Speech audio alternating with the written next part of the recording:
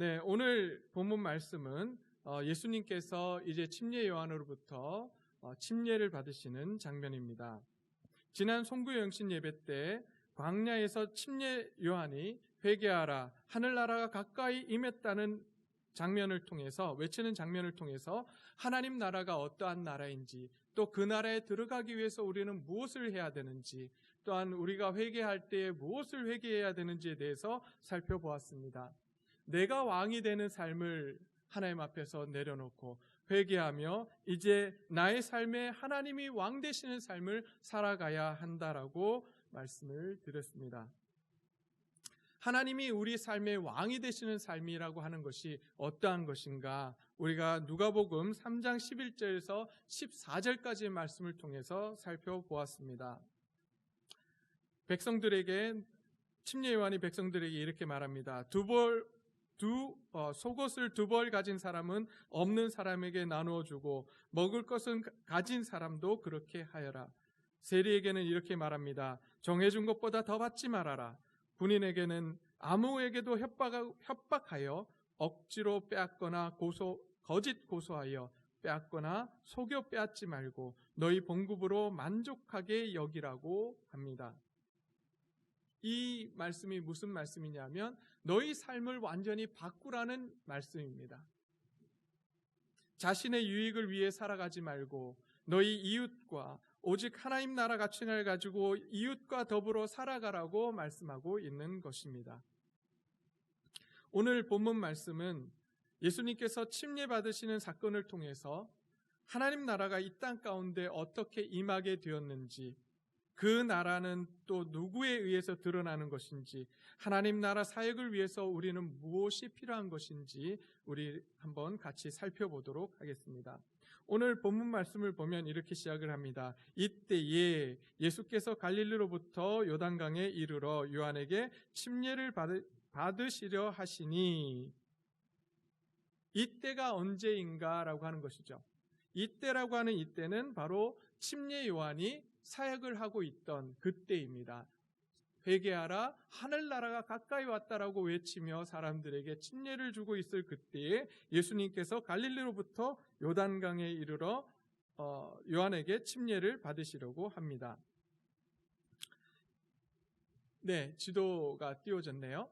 지도를 보시면 지금 예수님께서 사시던 곳은 저 위쪽 나사렛이라고 하는 동네였습니다. 그곳에서 이제 쭉 내려오셔서 여리고 맞은편 요단강 건너편에서 예수님께서 침례를 받으신 것으로 많은 사람들이 추측을 합니다. 긴 여정을 거쳐서 예수님께서 내려오셨습니다. 그리고 요한에게 침례를 받으신 것입니다. 그때 요한에게 와서 침례를 받겠다라고 할 때 요한이 이렇게 대답합니다. 내가 당신에게로 가서 당신에게 침례를 받아야 할 터인데 당신이 내게로 오시나이까? 라고 합니다. 그때 예수님께서 이렇게 대답합니다. 이제 허락하라. 우리가 이와 같이 하여 모든 의를 이루는 것이 합당하니라 하시니 요한이 허락하는지라 라고 말씀하십니다. 네, 침례 요한이 내가 예수님께 침례를 줄 수 없다라고 한 것은, 침례 요한은 예수님께서 그리스도이심을, 이 땅에 오신 메시아임을 알았기 때문에 자기는 침례를 줄 수 없다라고 이야기합니다. 그때 예수님께서 그 침례 요한에게 허락하라. 우리가 이같이 하여 모든 의를 이루는 것이 합당하다라고 말씀을 합니다. 그럼 여기서 예수님께서 굳이 침례 요한에게 침례를 받으신 이유는 한 가지셨어요. 그것이 무엇이냐 하면 의를 이루기 위해서 침례를 받으십니다. 여기서 모든 의라고 하는 것은 무엇인가 하면 하나님의 의입니다. 하나님의 의라고 하는 것은 하나님의 뜻이 이 땅 가운데 온전히 이루어지는 것을 의미합니다. 침례 요한에게 예수님께서 침례를 안 받으셔도 되었습니다. 받으시지 않아도 됐어요. 그런데 예수님께서는 하나님의 뜻이 침례 받는 것이었기 때문에 침례 요한에게 찾아가서 침례를 받으십니다. 하나님의 뜻에 순종을 하시는 것이었습니다. 그렇게 하나님의 뜻에 순종하심으로 인해서 예수님께서는 하나님의 의를 이루신 것입니다. 우리에게 주어진 하나님의 뜻은 어떤 것입니까? 저는 오늘 하나님의 뜻을 이렇게 이야기하고 싶습니다. 서로 사랑하는 것이라고.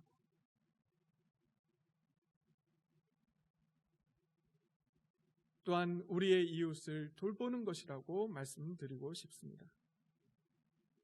우리가 서로 사랑하고 우리가 서로를 돌보며 우리가 서로를 격려할 때에 하나님께서 우리 가운데 함께 하실 것입니다. 그리고 우리가 하나가 되어서 하나님의 뜻인 내 이웃을 내 몸과 같이 사랑하라고 하는 그것을 우리가 이 땅 가운데서 이룰 때에 우리는 예수님처럼 이 땅 가운데서 하나님의 의를 이루는 일을 하게 될 것입니다. 우리의 판단과 기준이 아닌 하나님의 판단과 기준으로 순종의 삶을 살아갈 때에 우리는 진정 하나님의 백성으로서 살아가게 될 것입니다.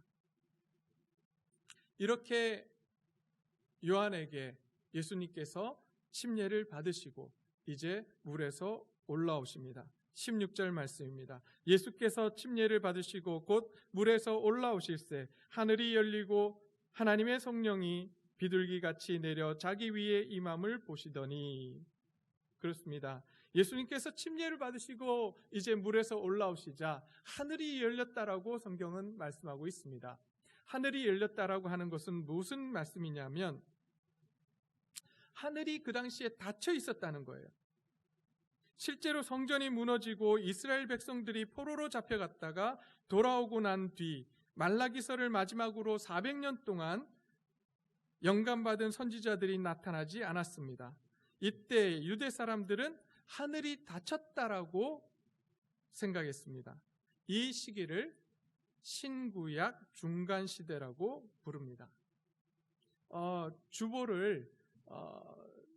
주보에다가 제가 신구약 중간시대에 대한 그 기사를 올렸습니다.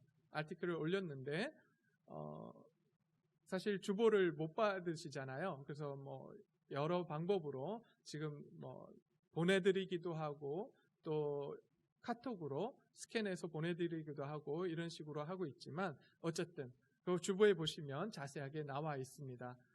참고해 주시고요. 다음 언제 설교할 기회에 중간시대에 대한 말씀을 또 나누도록 하겠습니다.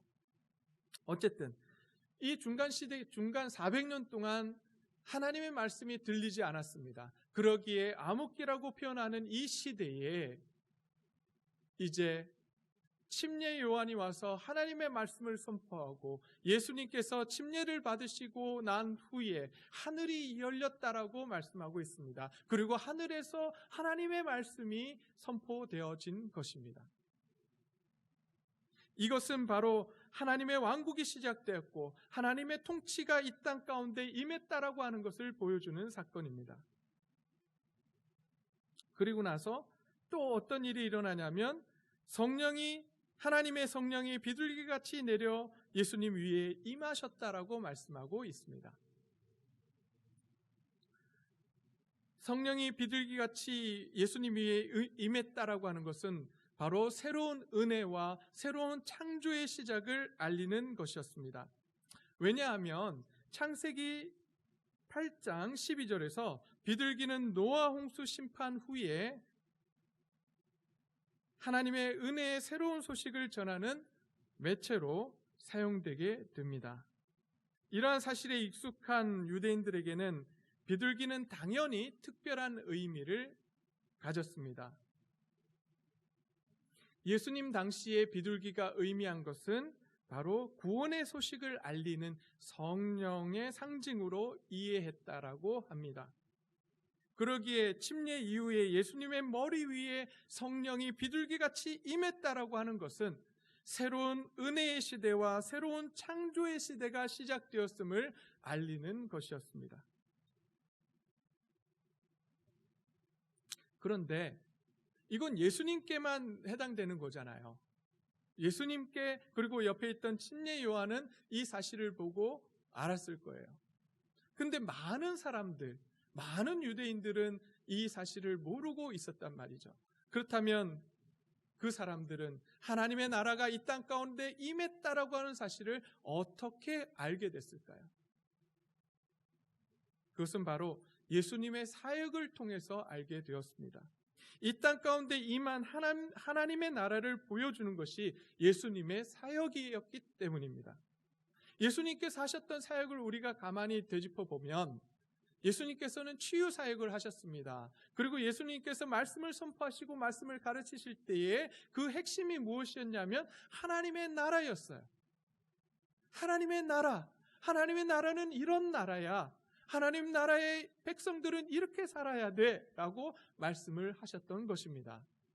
그래서 예수님께서 치유하신 그 치유의 사역은 그냥 병을 고치는 사건이 아니었습니다. 하나님의 나라가 임하면 이루어질 일들을 지금 보여주고 계셨던 거예요. 우리가 하나님 나라에 이제 예수님께서 다시 오셔서 이 땅 가운데 진정한 하나님의 통치가 이루어지고 이 땅 가운데 진정한 하나님의 나라가 임하게 될 때에 어떤 일들이 일어나겠습니까? 우리 가운데 눈먼 자들, 다리를 저는 자들, 암으로 투병하시는 분들, 이 모든 분들이 하나님이 원래 지었던 그 몸으로 다시 회복되게 될 줄로 믿습니다. 그게 하나님의 나라예요. 그 하나님의 나라가 우리 가운데 임하면 그 놀라운 일들이 일어난다는 거예요. 그래서 예수님께서 병자들을 고치십니다. 하나님의 나라가 오면 이렇게 변화될 거야. 너희가 이렇게 다시 낫게 될 거야. 그리고 하나님의 나라가 임했을 때 가장 극적인 사건이 무엇이냐? 예수님께서 사단을 내어 쫓으십니다. 사람 안에 들어있던 마귀와 귀신들을 내어 쫓으세요. 그것이 하나님의 나라라고 말씀합니다. 하나님의 통치가 있는 곳에는 사단이 들어올 수 없습니다. 하나님의 통치가 있는 곳에 사탄이 있을 수 없는 거예요. 예수님께서 그 모습을 우리에게 보여주셨어요. 유대인들에게 보여주시며 하나님의 나라가 임할 때에 이런 일들이 일어날 것이라고 말씀해 주십니다.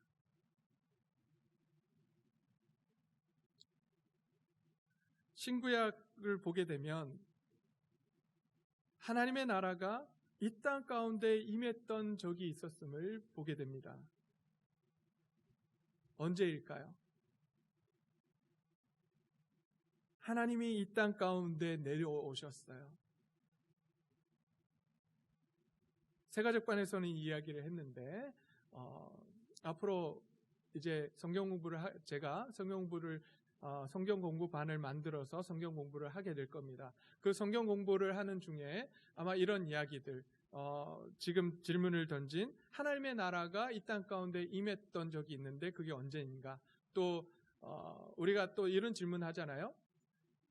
선악과를 왜 하필이면 동산 중앙에 두셔가지고 저 구석에 두셨으면 눈에 안 띄어가지고 안 먹었을 텐데 동산 중앙에 두셔가지고 그걸 먹게 하셨는지, 이러한 질문들.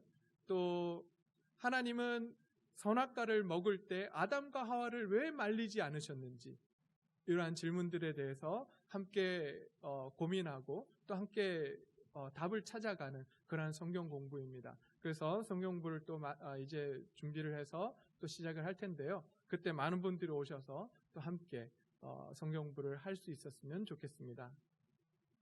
어쨌든 이 땅 가운데 하나님께서 임재하셨던 적이 있는데 그것이 언제이냐면 바로 에덴 동산이 만들어졌을 때입니다. 그리고 두 번째, 성막이 지어졌을 때입니다. 출애굽기 40장 34절부터 38절을 보게 되면 성막이 이루어지자 하나님의 영광이 그곳에 임했다라고 합니다. 제가 대신해서 한번 읽어드리도록 하겠습니다. 구름이 회막에 덮이고 여호와의 영광이 성막에 충만하매 모세가 회막에 들어갈 수 없으니 이는 구름이 회막 위에 덮이고 여호와의 영광이 성막에 충만함이었으며 라고 되어 있습니다. 하나님의 영광이 이 성막 가운데 충만했다라고 합니다. 이 하나님의 영광은 하나님의 임재를 상징하는 것입니다. 성막이 지어졌을 때에 그곳에 하나님이 임재하셨습니다. 또 언제일까요? 그것은 바로 성전입니다. 열왕기상 8장 10절에서 11절 말씀입니다.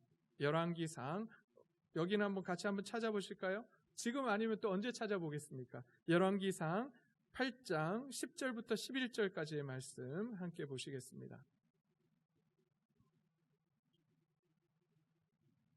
열왕기상 8장 10절부터 11절 말씀입니다.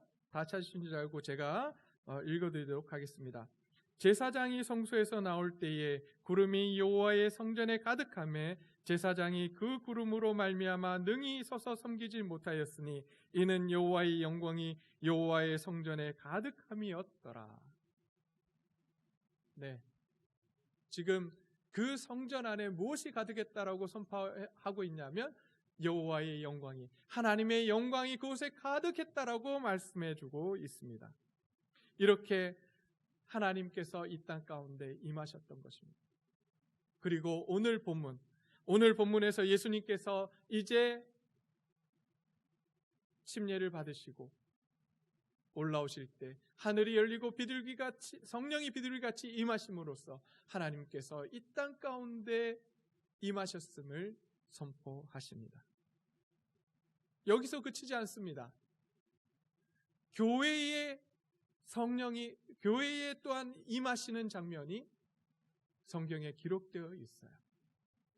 그것이 어디냐면 사도행전 2장입니다. 사도행전 2장 1절부터 4절 말씀입니다. 함께 찾아보실까요? 사도행전 2장 1절부터 4절까지의 말씀입니다. 귀찮게 말씀을 계속 찾으라고 하는가? 예, 다른 이유 아닙니다. 집에 계시기 때문에 좀 더 집중하자고 또 이렇게 성경 말씀을 함께 찾아보려고 합니다. 예, 사도행전 2장 1절부터 4절까지의 말씀입니다. 이 시간 함께 하나님의 말씀을 또 보시도록 하겠습니다. 다 찾으신 줄 알고 제가 봉독해 드리겠습니다. 오순절 날이 이미 이르매 그들이 다 같이 한 곳에 모였더니 호련히 하늘로부터 급하고 강한 바람 같은 소리가 있어 그들이 앉은 온 집에 가득하며 마치 불의 혀처럼 갈라지는 것들이 그들에게 보여 각 사람 위에 하나씩 임하여 있더니 그들이 다 성령의 충만함을 받고 성령이 말하게 하심을 따라 다른 언어들로 말하기 시작하니라. 여기서도 이제 하나님의 성령이 임하십니다. 교회에 임한 거예요. 그리고 이 교회에 임했다라고 하는 것을 어떻게 알 수 있느냐? 2장 43절부터 47절까지의 말씀을 통해서 우리에게 하나님이 그곳에 임하셨음을, 하나님의 나라가 그곳에 임했음을 말씀해 주십니다. 43절부터 47절까지 말씀입니다. 띄울 수 있으면 화면에 띄워주세요. 사도행전 2장 43절부터 47절까지 말씀. 사람마다 두려워하는데 사도들로 말미암아 기사와 표적이 많이 나타나니 믿는 사람이 다 함께 있어 모든 물건을 서로 통용하고 또 재산과 소유를 팔아 각 사람의 필요를 따라 나눠주며 날마다 마음을 같이하여 성전에 모이기를 힘쓰고 집에서 떡을 떼며 기쁨과 순전한 마음으로 음식을 먹고 하나님을 찬미하며 온 백성에게 칭송을 받으니 주께서 구원받는 사람을 날마다 더하게 하시니라.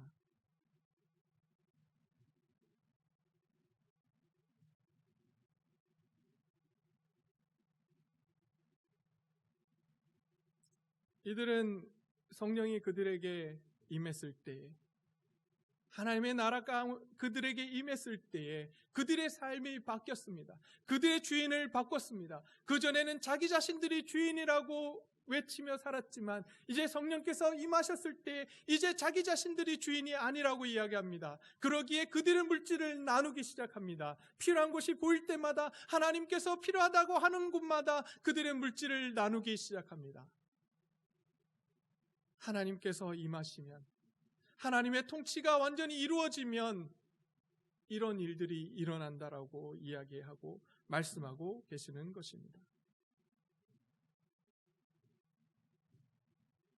우리는 우리의 삶 가운데 어떻게 하나님 나라를 드러내며 살아가고 있습니까?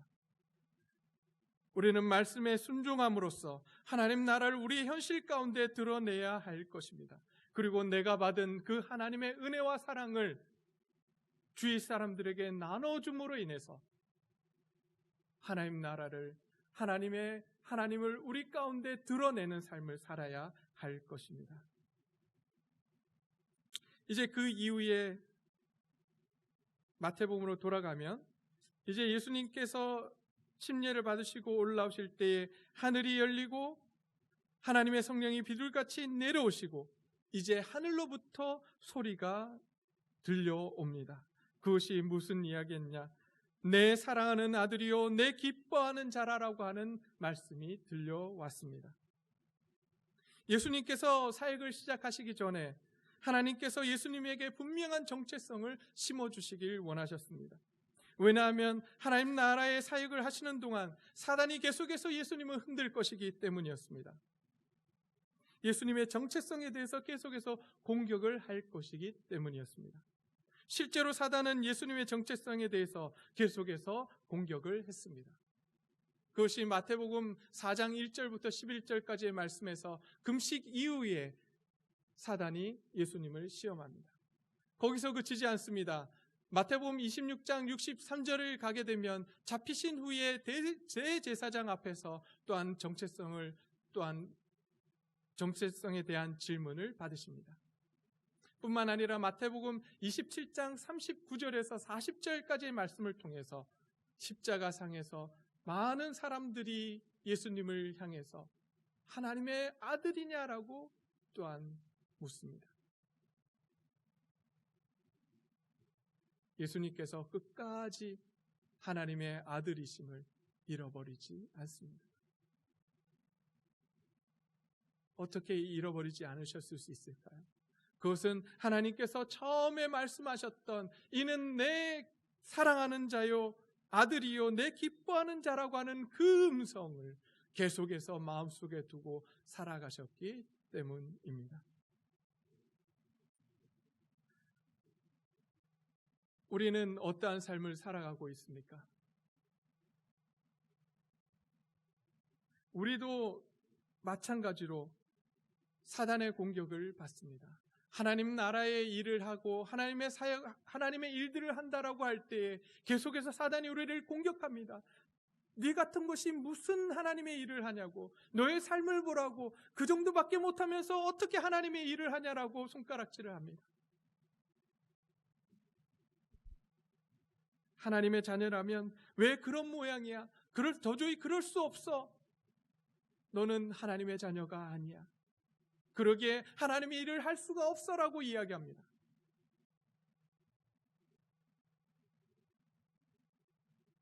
그러기에 이제 우리도 올 한 해 하나님의 일을 하고 하나님의 나라를 드러내기 위해서 우리에게 필요한 것은 우리가 어떤 사람인지를 기억하는 것입니다. 우리는 하나님의 자녀들입니다. 하나님의 백성들입니다. 그것도 하나님께서 사랑하시는 자녀요, 기뻐하시는 하나님의 백성인 줄 우리가 믿어야 할 것입니다.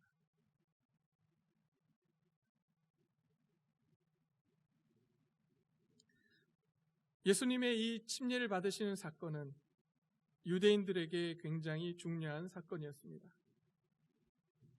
하늘이 열리고 성령이 비둘기같이 임하며 하늘에서 음성이 들렸다는 것은 굉장한 일이었습니다. 왜냐하면 신구약 중간기인 400년 동안 하나님께서 말씀하지 않으셨기 때문입니다. 하나님의 말씀이 들리지 않았었습니다. 그런데 하늘이 열리고 하늘에서 소리가 들렸다는 것은 이제 다시금 하나님께서 이 땅 가운데 오셔서 말씀하시고 하나님의 통치가 이 땅 가운데 있을 것이라고 하는 것을 의미했기 때문입니다. 마태는 유대인들에게 이렇게 이야기합니다. 예수님께서 너희가 기다리던 메시아라고 단호하게 선포하고 있습니다. 그리고 그 예수님을 구세주로 주님으로 모셔드리라고 말씀합니다. 또한 예수님께서 이루신 하나님 나라 안으로 들어와서 하나님의 통치를 받으며 하나님이 주시는 평화와 안식을 누리라고 말합니다. 그 평화와 안식을 세상으로 가지고 나아가 예수님의 증인으로서 이 땅 가운데 임한 하나님의 나라를 드러내는 삶을 살아라고 요구합니다. 그것이 바로 마태복음 28장 19절에서 20절의 말씀입니다. 제가 읽어드리겠습니다. 그러므로 너희는 가서 모든 족속을 제자로 삼아 아버지와 아들과 성령의 이름으로 침례를 베풀고 내가 너희에게 분부한 모든 것을 가르쳐 지키게 하라. 볼지어다 내가 세상 끝날까지 너희와 항상 함께 있으리라 하시니라.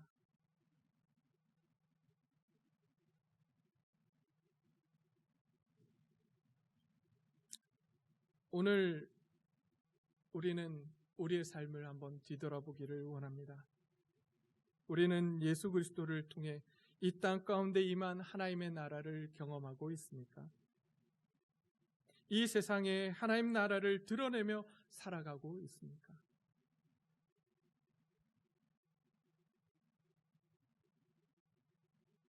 이제 2021년도에는 온전히 하나님을 왕으로 모시고 예수 그리스도를 주님으로 모시고 살아가는 귀한 삶이 되기를 소원합니다. 하나님 나라를 우리 현실 가운데 드러내며 예수님처럼 하나님의 나라의 사역을 잘 감당해가는 하나님의 귀한 백성이요 자녀들이 되기를 간절히 소망합니다. 그러기 위해서 우리는 우리가 누구인지를 분명히 알아야 합니다. 우리는 세상의 자녀가 아닙니다. 마귀의 자녀가 아닙니다. 사단의 자녀가 아닙니다. 우리는 하나님의 자녀요 하나님의 백성인 것입니다. 그것도 하나님께서 사랑하시고 하나님께서 기뻐하시는 하나님의 귀한 자녀들임을 우리는 잊지 않고 살아가야 할 것입니다. 그래서 하나님이 왕이 되시고 하나님이 주인이 되시는 그 삶을 살아내는 동네제일교회 귀한 가족들이 되시기를 소원합니다. 이 시간 하나님 앞에서 함께 기도하기를 소원합니다. 하나님, 올 2021년도에 정말 하나님의 나라가 우리를 통해서 우리의 삶을 통해서 이 땅 가운데 온전히 드러나기를 소원합니다. 우리 교회를 통해서 하나님의 나라가 온전히 드러나며 하나님이 영광 받으시는 일들이 있기를 소원합니다. 하나님 도와주십시오. 그 일을 위해서 우리가 먼저 어떠한 사람인지를 알고 하나님이 주신 그 은혜와 사랑이 얼마나 큰지를 깨달으며 살아갈 수 있도록 주님 도와주시옵소서. 우리 이렇게 하나님 앞에 기도하기를 소원합니다. 함께 기도하시겠습니다.